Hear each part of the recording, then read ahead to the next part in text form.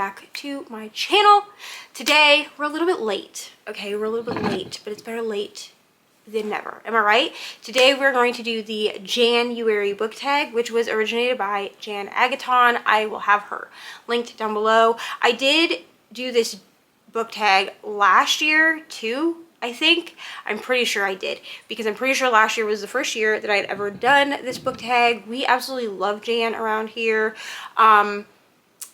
I hope that in 2025 I'm able to rejoin the lair. I had to leave it at the end of last year due to some health issues that had to do with and then that impacted my finances. But we are wearing Jan merch today, and it says, shh, I'm in the middle of a readathon. This is one of my favorite pieces of bookish merch that I've ever owned in life. So we have a collection of 10 questions. Again, I'm a little bit late with this book tag, but I figured as long as I did it and posted it in the month of January, it still counted. So we're going to go ahead and start with the first one. But first, I do want to thank Jan for making this book tag because it's super fun, and I hope to do it every year from now until forever. So the first question we have is, what was the last and first, if you remember, book you read last year? So the last book that I read last year was The Seventh Bride by T. Kingfisher. I loved this book. I believe I gave it 5 stars. It was so good. I do want to find my jam with T. Kingfisher because I have read one horror by them and I didn't like it very much. Like, I didn't understand what was going on, okay? But The Seventh Bride is a fantasy horror book. Like, there are definitely horror elements, but I had such a fun time with this. I listened to the audiobook. Chef's kiss. It was so good. And then the first book that I read in 2024 was Fourth Wing. I gave it 3 stars. I didn't love it, and I did not continue with the series. But and I only remember that I read Fourth Wing because Ari picked my first book of 2023, and she picked Fourth Wing. So, moving on. Question number 2. What is your first read of this year? So I did already do my first read of this year. Let me go. So because we are at the end of January when I'm filming this, it's fine. My first read of 2025 was The Games Gods Play by Abigail Owen. This was actually picked by Ari as my first read. There is a vlog up for this book already. Like, when you see this, it's already up if you want to go watch it. I really liked this book. I gave it 4.5 stars. It was very, I don't know. It felt very like YA, very like, and I don't say that in like a bad way. It just felt, I don't know. There is one spicy scene in here. So the beginning of the book, like the first 50%, felt a little bit too YA for the explicit content that we got in the second half of the book, but that's fine. And I also didn't really enjoy the sex scene. I didn't really think that it was, I understood why it was there, but I didn't find it to be super like good written spice, but that's okay. The edges of this book are gorgeous, as are like the inside end papers, and then the outside like naked hardcover. So we love this book. So that was my first read, The Games Gods Play. Also picked by Ari, because at this point it is a tradition for my child to pick my first book of the year. And honestly, she does well. Okay, she does well.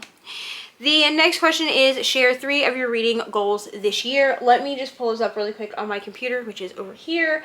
So 3 of my reading goals. 1 is to mood read more books. I do have a whole like goals video on my channel if you want to watch that for more in-depth things, but 1 is to mood read more. Last year I read a lot of books specifically for content, so I wasn't mood reading as much as I usually do, and it made reading kind of not enjoyable by the end of the year. I still read a lot of books last year, but it was just the point where I was like, I'm good. Like, I hit my goal. I don't want to read anymore. So mood reading more. Another one is to make content around reading and not to read around content. So for this, what I mean is I want to read the books and then figure out how I can make content around what I want to read, as opposed to reading the books for content. it kind of just, all of my goals kind of just mesh together. And then one other goal I have this year is to read 1 nonfiction and 1 classic book a month. So far I'm doing great with that. So we are up and out. I do have 12 classics and 12 nonfictions that I picked ahead of time. This was just simply to help myself read them and be motivated, because I knew that if I had to pick every single month and I didn't already have them pre-planned, it would be much harder for me to pick them up. So my goal, those are my three big goals for 2025 as far as reading goes. Oops, I just closed the questions. Please hold. Question number 4, share 3 of your most anticipated titles. I'm also going to grab my sheet for that because I do have releases. So the first one is already out, which is Witchcraft for Wayward Girls by Riley Sager. I have not had a chance to grab this book yet. I had hoped to have it pre-ordered. However, in the stage of life I'm in right now, I did not do that, but they do have it at my Walmart now, so I will be picking that up. So I'm really, really excited for that. Riley Sager is an auto-buy author for me. He is a 6-star author, so I love him. So that is one. What is it, 3? Okay, then I am so excited for March for Oathbound. This is the 3rd book in the Legendborn saga, and I'm so excited for that. I'm so ready. Have I read the 2nd book? No, but I will. Okay, thank you. And then the last one that I'm super excited for is the Wildfire Collector's Edition. I have the Icebreaker Collector's Edition, and also will be getting the Australian versions of both of these in April, and I am so excited. I'm counting that all as one book. So it's the same series, but they have like beautiful sprayed edges, beautiful covers, bonus chapters. Like, it's a vibe, okay? And the Maple Hill series was one of my favorite series of 2024, so judge me if you want to. Question number 5, which goals did you reach or not reach last year? So the biggest goal that I reached last year was that I did read 128 out of 120 books. So I did beat my goal by 8 books last year. Ones I didn't really read a lot of nonfiction last year. I read 1 classic, I think, the entire year. So, and that was a goal that carried over from last year, was that last year I had wanted to read 1 nonfiction and 1 classic a month, but I think because I didn't plan them out, I just didn't make that goal.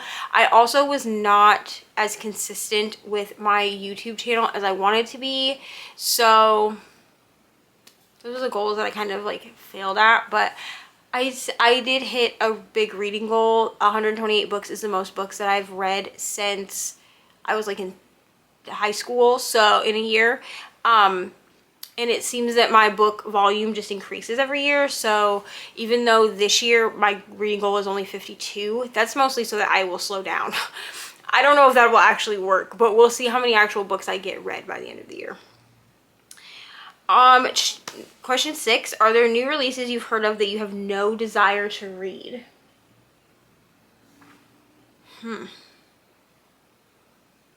Are there new? Yes, we're gonna talk about it.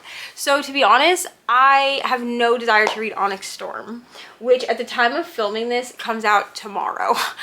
I am here to see all of my friends read it. They want to read it. I'm here to live vicariously through the Bookstagram and Booktube communities, but I have no desire to read this book. I didn't read Iron Flame. I read Fourth Wing, gave it 3 stars because of the ending. No desire to read Iron Flame, no desire to read Onyx Storm. Like, it's not even like a thing. I have like a 0.5 seconds in a vlog where I was like, maybe I'll read Iron Flame so I can read Onyx Storm. And then I was like, no, you won't. Because I have no desire to read it. I felt FOMO for a minute. So, there you go. Question 7. What are some reading habits you want to change this year, if any? I do want to slow down to be honest. I just want to enjoy the books that I'm reading and to give myself time to read those books. So there won't be as many vlogs, I don't think, this year, just because with vlogs, there's so much you have to do on the back end.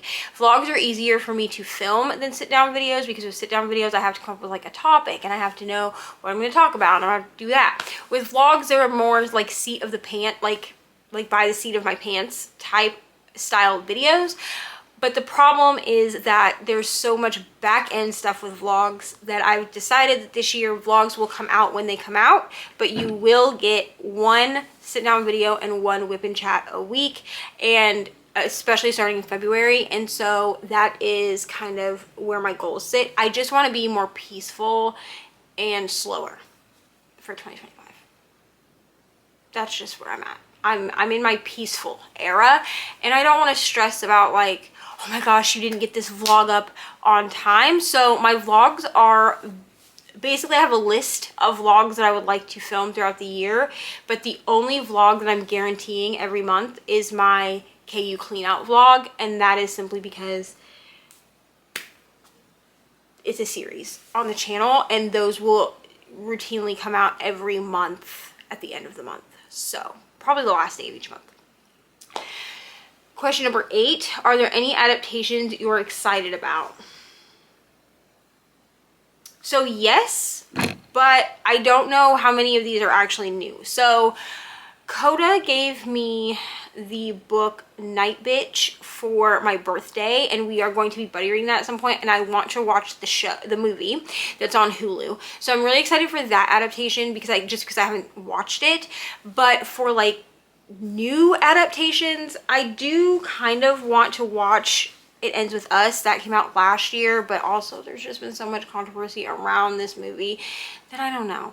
I know that Verity by Colleen Hoover is being made into an adaptation. I might give that a chance. I don't know. I feel like the only way for that to be an adaptation is for it to be like a full-on horror movie, which I do like horror, but I don't know how well I think it will translate to a movie.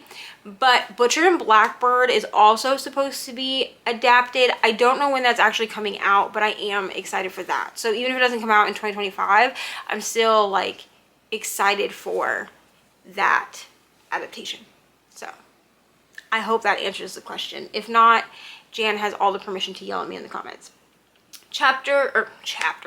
Question 9, favorite bookish memory of last year. My favorite bookish memory of last year. I did a lot of readathons last year, which I really loved. We moved home last year, so Ari and I were able to do a lot of stuff at the local library, which I really loved. I didn't really do like a lot of individual bookish things last year. Just because, so sorry, just because we moved. But I think just being engrossed in my public library again was really fun. And I did take part in a lot of readathons last year, so those are probably my favorite bookish memories. But 2025 is my year of like bookish things, like meeting bookish friends, doing bookish things. 2025 is the year. Just watch. And the last question is carryovers from last year that you still plan on finishing. So I'm actually going to pull up my Storygraph for this, because Storygraph has a new feature where you can pause books, which is really cool. So I'm going to go ahead and pull up my paused and talk to you about which ones I will be continuing. So House of Bait and Blood will be read in February. This was a carryover from last year that I'm really excited to finish. Leather and Lark is also a carryover from last year that I'm ready to finish. I just wasn't in the mood by the end of the year to finish it. The Women by Kristen Hanna is also a carryover from last year. I do want to own this book physically before I finish it, because I was listening to the audiobook and I just feel that I need this book in my hands. I just feel that. Will this be my year of historical fiction, thanks to Kristen Hanna? It might be, but this book will destroy me. And then the last carryover I have is Her Soul to Take. which is by Harley LaRue. Actually, I have one more, but Harley LaRue, I do plan on reading that this year. I do have a special edition copy and a paperback copy. I have no excuse to not read it. And then also Binding 13, I do plan on finishing that book this year, even if it's only Binding 13. Like, even if I don't finish the whole series this year, I do plan on finishing Binding 13. So that is all of the questions. If you want to do this book tag your it, if you even have time to do it before the end of the month, because your girl is late, okay? Your girl is late. It's fine. I may also make this into an Instagram post. I will see how I feel about that.